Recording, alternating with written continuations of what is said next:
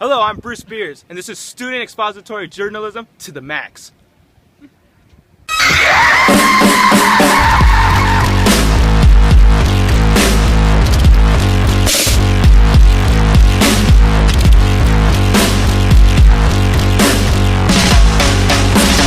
Go.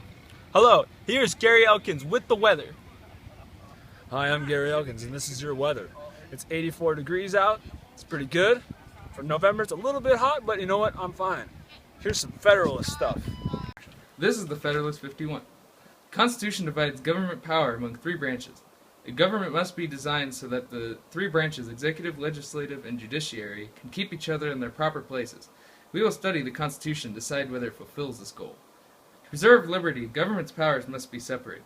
The first step towards the separation of powers is finding a way to appoint or elect people to each branch.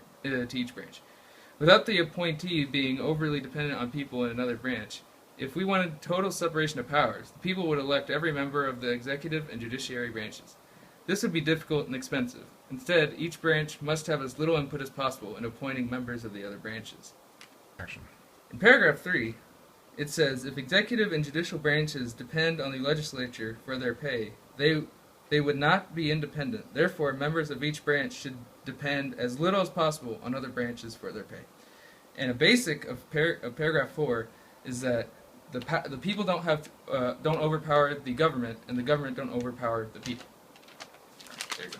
Right, so paragraph 5 pretty much says that all organizations use rival interests to maintain a balance of power.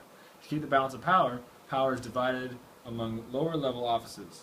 The goal is to structure the organization so that the offices become a check on each other. When the goal is met, the personal interest of the office holder guards the public rights. This balanced structure is just as important when distributing the supreme powers of the government. And paragraph 6 says it is impossible to give each branch of government an equal power of self-defense. In a republic, the legislative always has the most power. To counteract this, the legislature is divided into two houses. The two houses are elected in different ways, and they have different constitutional powers. Paragraph 7 says that the federal constitution does not do a perfect job of separating government power. However, the state constitutions do a worse job of separating power. Alright, so I'm going to do the paragraphs 8 and 9. We'll start with 8, talking about how the Constitution and the separation of powers are unique to the government.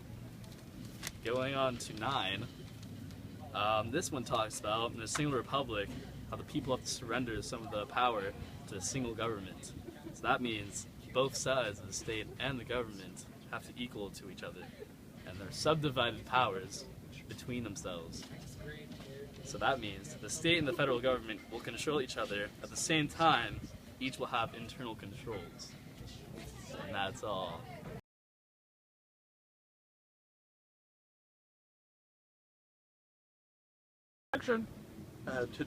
This week in sports, my two favorite teams won.